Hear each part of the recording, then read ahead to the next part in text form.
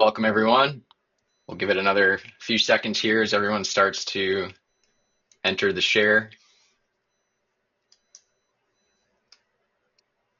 All right, my name's Johnny Grimmer. I'm one of the client support engineers here at Technolutions. Today we have a Slate Presents session with Elena from Cal Poly and Casey from Carnegie. We're going to talk about the power of proximity, location-targeted event marketing. The next slide we have, just real quick, is just housekeeping.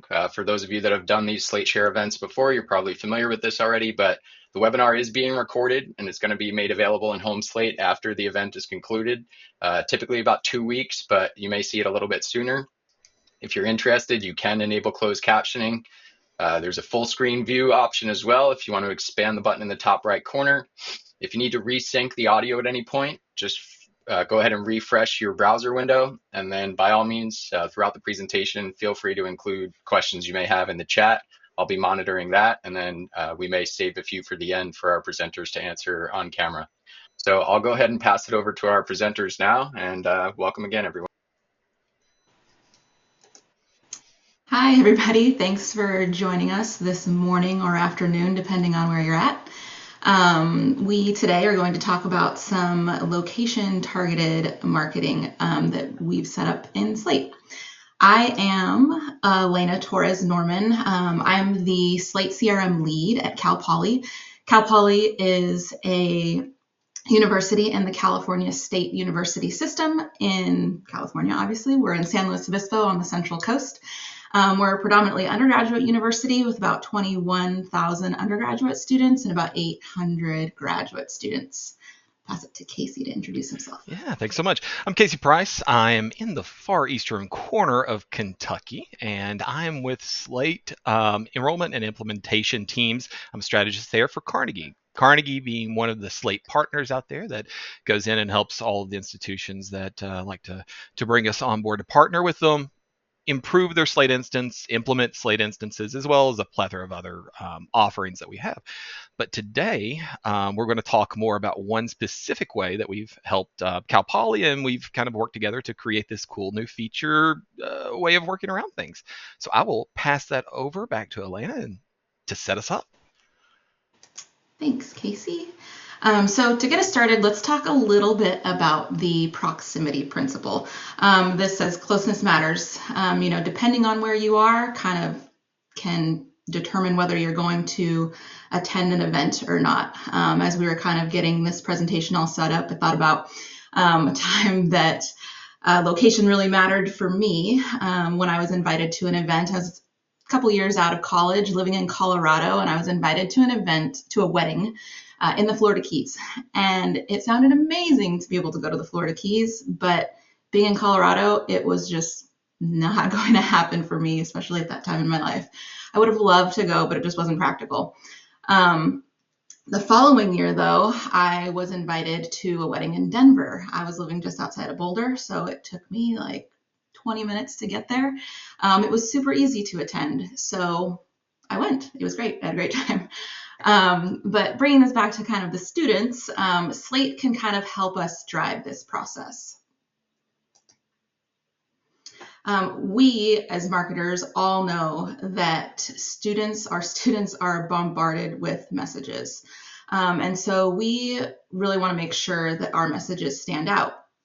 Because it's not just the volume of the messages, but it's the relevance of the messages.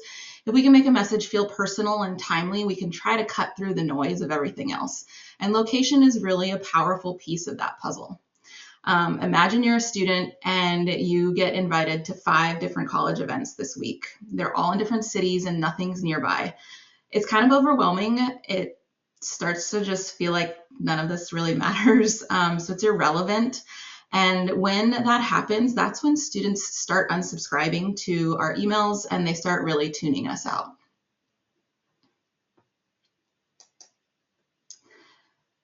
So at Cal Poly, we really want to try to be intentional about inviting students to our events.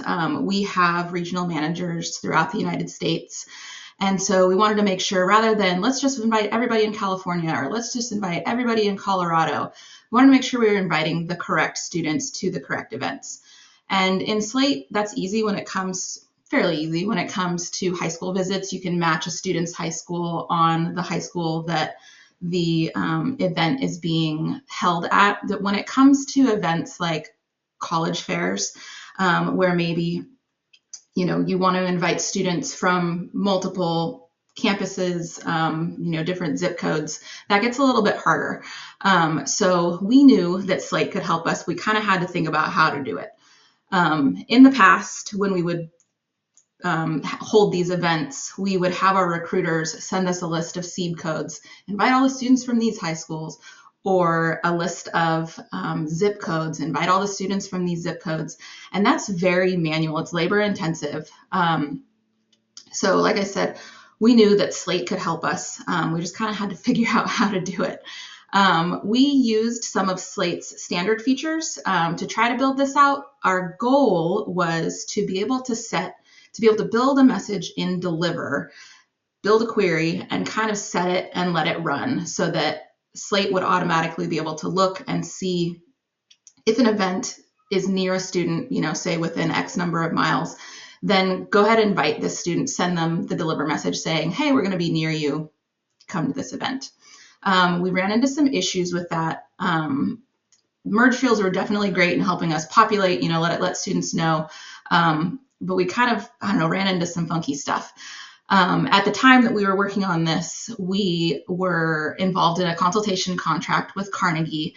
And so we brought it up with Carnegie. How can you help us do this? And so I'm going to pass it off to Casey, and he's going to show you all the awesome stuff that they helped us figure out.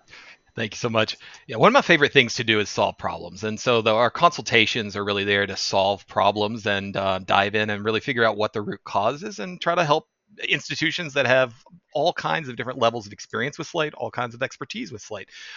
So with Slate in particular, back in the olden days, as my 6-year-old son would say, we had our local base. We had our template libraries. We had those versions that would allow you to export some proximity, but now we're moving towards the configurable joins. We've got some filters that are pre-built into configurable joins. And so those filters are available for us to utilize beyond what you can just connect to a table. Configurable joins, the word itself makes up 2 parts basically. And part of that is join. But how do you join something together, like an event, that the student has never even said, hey, I want to go to that? You don't have a whole lot of information to join events with students other than the fact that you can say, hey, here's some events that are out there. Why don't you go pick one and go enjoy it? And what these filters allow you to do is give that student more of a proximity to the events that they're going to go to and target your messaging toward those individuals that really need to know about this event because it's close to them. So there's a few different CJ filters out there. There's a couple that you actually hard code the locations based off of zip code. And then the second one is based off of a latitude and longitude. You can type in how many miles, the radius you want to be from a certain location, and then it'll give you everybody that has an address within that perimeter or that range. The one that we're going to be working with mostly is going to be this one at the top right that says it's the filter that basically will do an upcoming event proximity. Although there's a similar one that's out there for the scheduler or for interviews. That is going to be able to look at all the events that you've got that meet this certain criteria and say, yes, I want to have an event that students are near, and I want to be able to send a message out to these students and say, yeah, come on, we would love to have you here.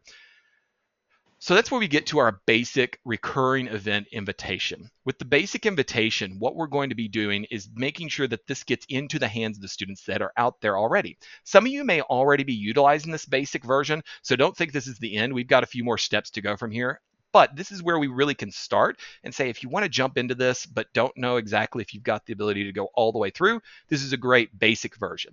So the first things first is just create a basic configurable join in Deliver. So as you start your Deliver, you're going to need a new query to make sure that you've got the right recipients there. So when you do that, start that query on the person base. We want this to send out to one message per person, no matter how many events they're near, no matter how many applications they've got in, or any other multiple addresses that they've got. They only need one email. And so we're going to start on that person base with configurable joins. We just named it here that they're located near the event. Now, on those filters, here's that upcoming event proximity filter.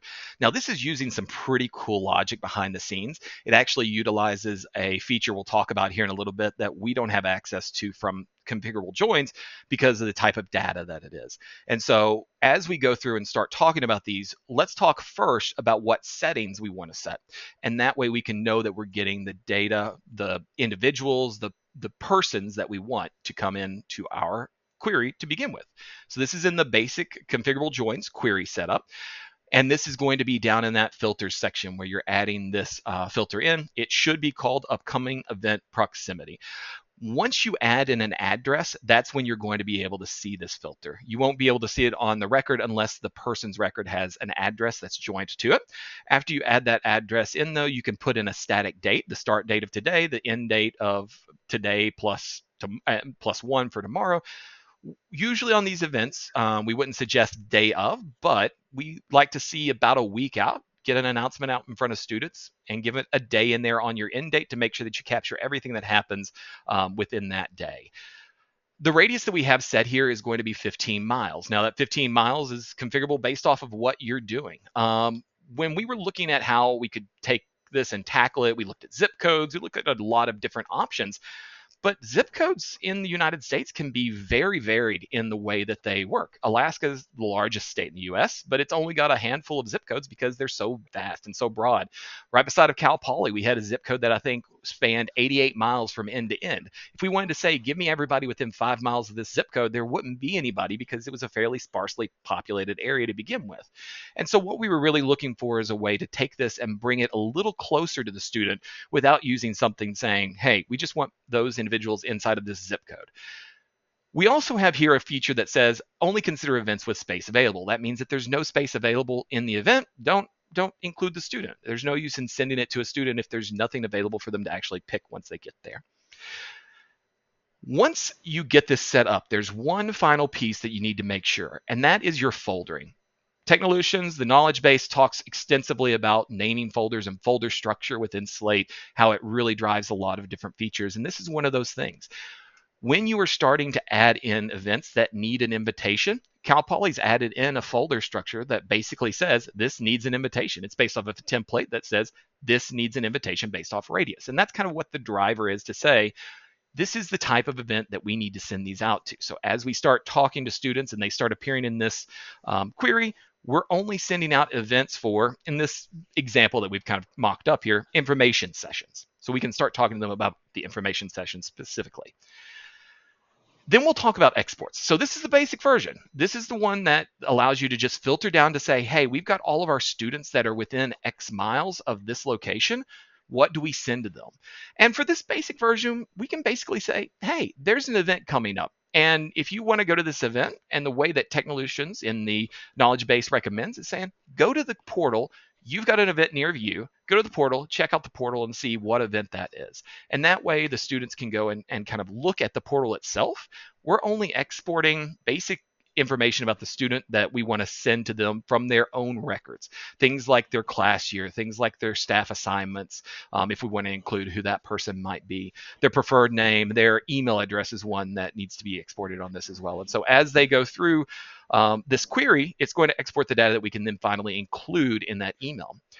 And then you may put together an email that says, here's a mailing for upcoming events that goes out in that deliver.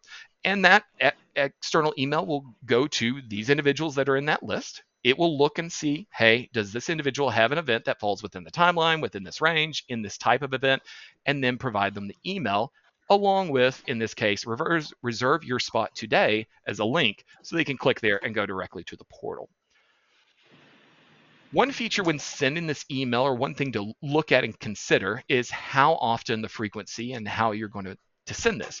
So this email can actually be a recurring email because our query filter is going to be based off of that student will only be in the population for one day, the day that they are 1 week away from being 15 miles from an event.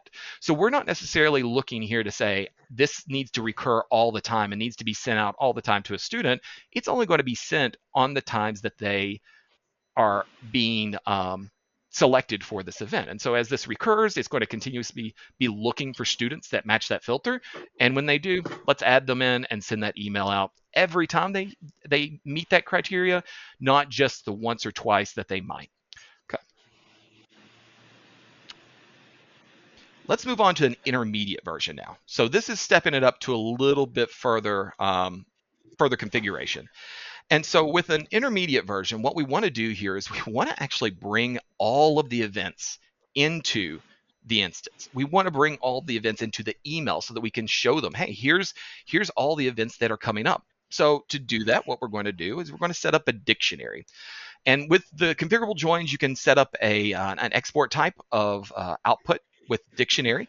You add your exports in there, what you want to come out of your instance and what you want to come out of that data. And then that dictionary can be exported and laid into your actual email. When it comes out, it looks like this. It's got sort of this weird PKV, I think is the way it, maybe that's, yeah, PKV. Those are the three kind of options there that you get. But basically, it's going to be broken up so that you can see these are the data points. If you are familiar with JSON or one of those types of formats, it's more or less a nested way to say, here are all the different exports that we need, and they can be separated out as if it were a sub table to the table you're already working on.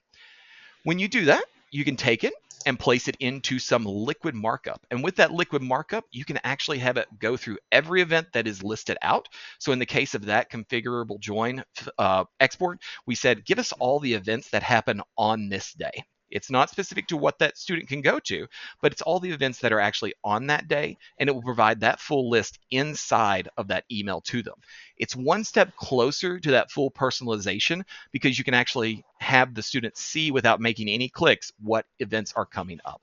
If you wanted to export a link to the event, you could certainly continue to export fields that allow you to do that, create the loop so that you are able to pull those in and they can just click on it and go directly to the location of that event so you can have them register directly.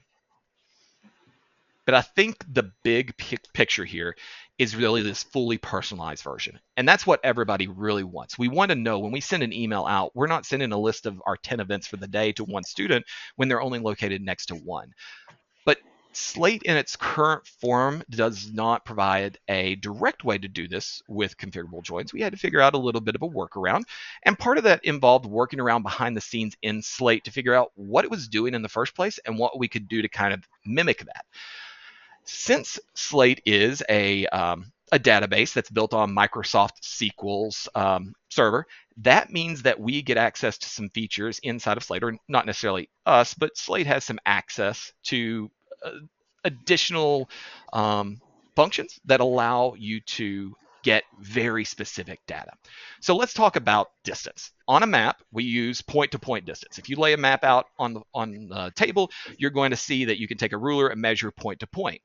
But if you took a map and wrap it around the globe, it doesn't fit perfectly because maps are a little bit warped. And so the warping on that map means that the globe actually has different distances than you get on a flat surface. In order to flatten it out, we have to kind of make some things bigger, some things smaller. It's not always perfect. The biggest issues that you see there are not right in the central US or the continental United States. You're seeing those in the far north and the far south, near the poles, because that's where it kind of has to expand a little bit more, get a little bit larger to see what you see. To combat that, we go from the Euclidean map-based point-to-point. You did this in Algebra 1 or maybe geometry there, where you were taking, hey, where is point A, point B, what's the slope of the line, how far apart are they? That is your basic map point-to-point formula. When you get into Haversine, it gets pretty complex, and we're talking like trig and some sine, cosine stuff that's probably more than what I've looked at in 25 years. And it wasn't an area that I felt that we needed that level of precision.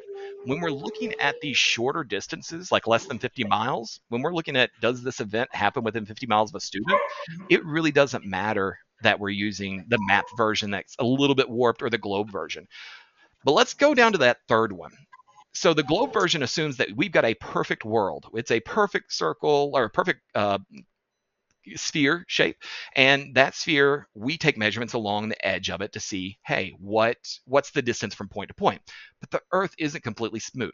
The very advanced version that's built into SQL is this GRS 80, which is a formula that was created in 1980. It is basically there to give you the most definitive distance between point to point. And you'll notice I've got pretty much the same image as the global version down, but it's a little bit stretched. It's because the world isn't completely round and things in the middle are kind of spread out a little bit. So that version is the one that Slate uses, but it is the most accurate version. That one right there is what, whenever you run this filter and it's looking at the data types inside of the instance that are called geo, that's what it's using. And it's breaking it down to say this location is exactly this far away because of those very precise measurements. We started to see some differences in the way that we measured inside of how we were laying things out and how we were seeing it on the filter. So we dove into this, figured this out, and came up with a solution that made sense on how do we get a better distance. The one step that you've got to have in order to make this happen, though, is linked event records.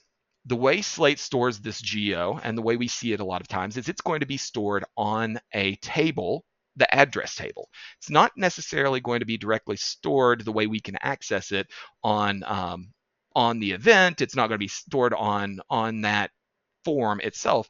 It's going to be a linked record or a dataset record for something, and then that dataset record will link to an address, and that address has the latitude and longitude on it, and that's really what we're looking for.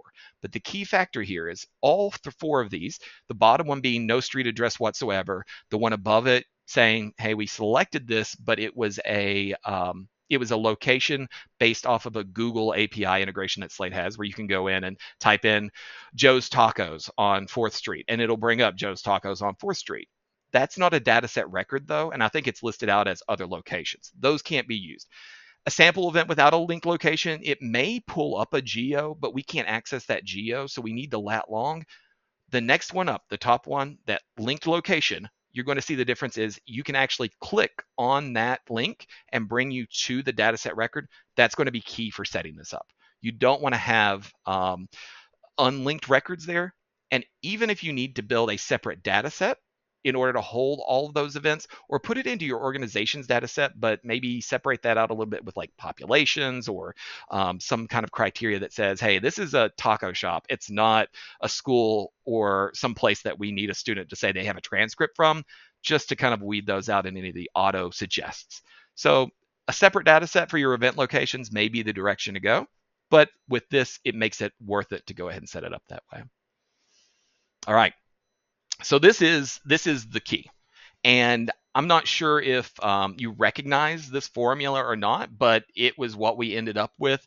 This is no more complex than a squared plus b squared equals c squared. This is the hypotenuse of a triangle. We're taking 2 points on a map. We're figuring out the distance between those 2 points using that hypotenuse method. And we're able to say, okay, while Slate's filter will not give me a direction to get this top rated, the closest event out of Slate and into this email, the filter is allowing us to say these are all the individuals, and that narrows it down pretty well. Now that you have the individuals, we need exports. And for this case, we need exports that say this is the event that you want to go to because this is the one that's closest to you. In this export, it's on the filter. So we're filtering our events in range list, that dictionary. This is a subquery filter to a nested subquery filter to that top level dictionary export. This one has that square root formula in it. And it basically says if their latitude and longitude, whenever you do the a squared plus b squared on the differences between those two locations on the grid, if it's less than the radius, and the radius is one of those things that's basically it's a text box. You can type in 15 miles, you can type in 20 miles, whatever it may be. The one thing I do suggest is that if you put your distance on the Slate standard filter as being 15 miles, I would suggest 16 miles on this. Add just a little bit more because you don't want somebody appearing in the instance as this is an event near you and then not providing them events. So you want to give it a little bit extra there. It's not that big of a deal if they're 16 miles instead of 15 miles, just push a little bit further in that case so you can make sure to get all the events sent to them they are close to, rather than saying, let's just hope that they get an event, even if Slate's calculation and this calculation between the filter and export are a little bit different. All right. So here's a little bit of that breakdown of kind of how it's storing that data. And so if you're looking at the person and you're going to their address table and you say, hey, here's an address and it's got that geo data type on it, that's going to have the latitude and longitude. That's what we need. And what we're going to do is go from our form that's linked to a data set. We're going to go to that linked data set organization, pick up that address from the organization, and then finally, we'll get our latitude and longitude from there that we can then put back into this formula. Those are what these exports are here at the bottom. That goes into the formula, and then that calculates the actual distance in miles from the location. There are some correction factors here, those times 69 and times 55. Those are based off of basically the miles to the difference in degrees of latitude and longitude. That is pretty standard across the board, probably for any school inside the continental United States, probably Hawaii based around, the equator. If you're in Alaska with a school, it may be a little bit different, but in that case, you may have a different targeting mechanism that you use. These are also, just to say, these are all we've tested so far are for US only schools. It may work with some external schools, but I think it really matters on that proximity filter if that's going to be able to pick up. And it should, as long as the addresses are there. We're not using zip codes in this case, so it's not one of those cases where you have to have a zip code. So this actually may be transplantable to global events. We just haven't tested it there yet. All right. So once you have this export and it's pulling the data out and saying, here's the one event that you're close to, that'll export it out, and we just let it go right into that form or right into the email the same way. It's going to be pulling in all the same data that we had in that intermediate version, but this time we've really narrowed it down. We said this one event is the one that you're going to be interested in because it's right next door to you. This is the one that we want to really target you for. And whenever you see, hey, there's an event near you and then you can type the city in, you can type in whatever you want in the actual pre-header or into the subject line of this email to really drive them and say, this is targeted towards me. It's not just something that was an email blast out to everybody.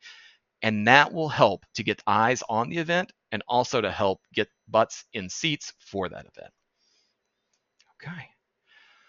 So that's how we've set this up. Now, it doesn't necessarily mean that this is all that it can be used for. As we dive into other ways that Slate's being used, you could add this into alumni mixers and socials. I remember from my alma mater, I would get emails that said, hey, we're having a day out in Cincinnati, and we're going to go to the Reds game. Would you like to come? And that's 3.5 hours away from me. Like, that's a little bit different of a drive for me to take than 20, 30 minutes down the road. If we could have sent that out at our previous institution and sent that out to those that were within, 40 miles of the location, we can get really hyper targeted and get down to those individuals. Athletic recruitment. Do you have athletic events that you're going to have recruiters there and you want athletes in a certain range of a football field or an athletic venue to come and see you? We don't have to just link to schools because we're using potentially a new data set that has event locations.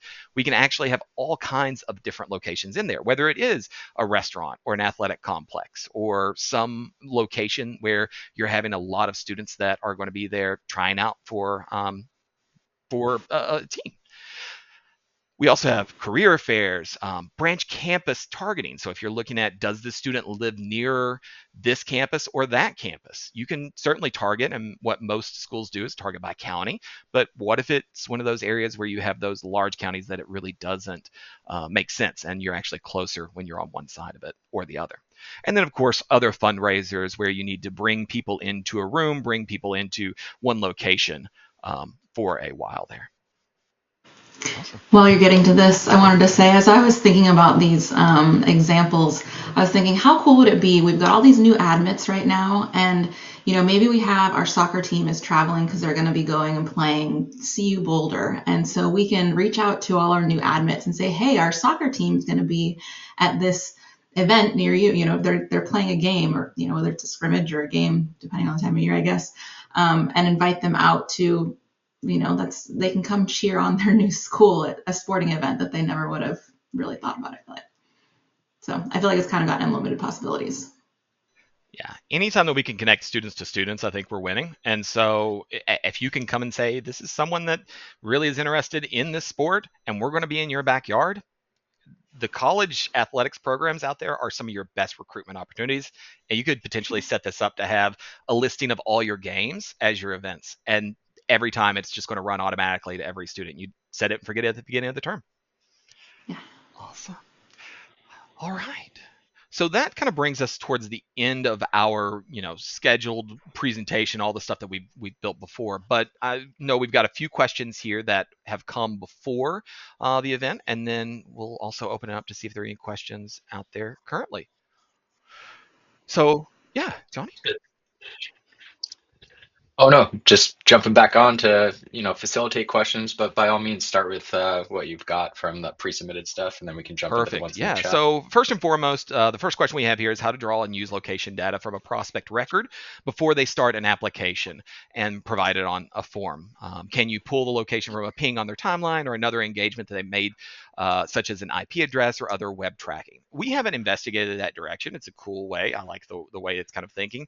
The way that this is really working is built off of the address. So if you have an address before they ever submit an application, if your request for information form has an address as part of that, then you're going to have this tie-in to say this student is at this address. It's also great for those prospects that you buy a name list and you've got the addresses there with it. As you load those in, that address goes on the address table, gets a connected latitude and longitude, and that means that we can filter on those students. And if we buy 100,000 names, we can go out and say, of these 100,000, have we got 10,000 that's within this location or that location because we bought regionally? And do we have events that are going there? And do we need to go and target those students for those events? After that, we also have a question here. Knowing that Slate can use geo-markets to target students in a specific market, are there more detailed capabilities to even go further? For instance, if students are attending an all-campus event where different sessions are happening on various floors of different buildings, does Slate have the ability to provide students event activities depending on their horizontal and vertical location? So I'll take the last part and then we'll go back and talk about the first part of that question. The last part is kind of based off of how this system works. And this system is based off of a door-to-door distance. The address, so your front door address of that location, is going to be where we can get to as far as how specific we can target a location. That would prevent, to some extent, being able to say this floor, that floor is the location, and you're 300 meters away from wherever it may be. But there could be other ways that you could separate these things out and say this is a first floor event, this is a second floor event, and have related events potentially that can all drive beyond that. Now, going back to that first part of the question where we talk about geo markets. Now, the geo tag that we use here and geo markets are actually different items. They both use geo because they're both global elements, and they're talking about where something is located. But the geo market is based off of those. I guess it's the television broadcasting, all of the different marketplaces, of course, that I'm in Kentucky. My geo market's actually West Virginia because my local television station is West Virginia, and that's closer. It's nice because even though I'm in Kentucky, that geo market's pretty close to me compared to the other geo markets that actually would be a further distance away from me. And so it makes sense to use it that way, and it's not just state lines. But the geo data type, which is what we actually get the latitude and longitude from, that is just the location. It's like dropping a pin on a map and saying this is where they are, right there, using those really advanced like geolocation algorithms that they use to build that out. Okay. All right. Johnny, do we have anything else? Yeah, so in the chat, Trevor has a question. Can you explain a bit more about how you came up with the 69 and 55 values in your Yeah, calculation? it was a little bit of just trial and error, but the other part of it was actually looking at the globe and seeing how many miles there were at different parts. So if we look at the top of the globe and the bottom of the globe, it kind of bows out a little bit in the middle, right? Like on a map, you would have latitude and longitude that seem like they're going straight up and down, but on a map, it kind of bows the top and at the bottom. So at the top, that number would be smaller. At the bottom, or in the middle, that number is wider, and at the bottom, it's smaller. What I did was I took around where Cal Poly was as far as latitude and longitude went, and I took their location and said, all right, we're going to get within reason most of the events around Cal Poly, but there will be some events elsewhere. If I take the top of the United States and the bottom of the United States, we're only off by maybe a mile or two between the top and the bottom of the continental using those numbers. And so that's why I picked those out, is because in the location that we're looking at, the distance between those two latitude and longitude lines at that level was 69, or I don't know what the other one was offhand, but it was that distance between the two, this direction and then this direction. It was how far it was between those two. One changes, one doesn't. So you can kind of use the background to go that way. Cool. Lindsay's asking maybe for some feedback as it relates to, 15 miles in Los Angeles compared to 15 miles in Montana, somewhere where traffic, and density might be slightly less or more by comparison. So can you, Yeah, talk to I that? can speak a little bit to it. Elena may have some additional input on this one. Generally, that is settable for whatever you want. So if you want to say, in these events that are in this folder, let's say you've got two different types of events. You want to send all students events to these students, but maybe you've got two folders that they're in, and one folder is just for local events that are in a dense area that takes a lot of time to navigate, and then the other one may be in wide open sky country where you can get to 70 miles an hour pretty quickly, and 15 miles you're done in 3 minutes. It just depends on how fast you want to drive.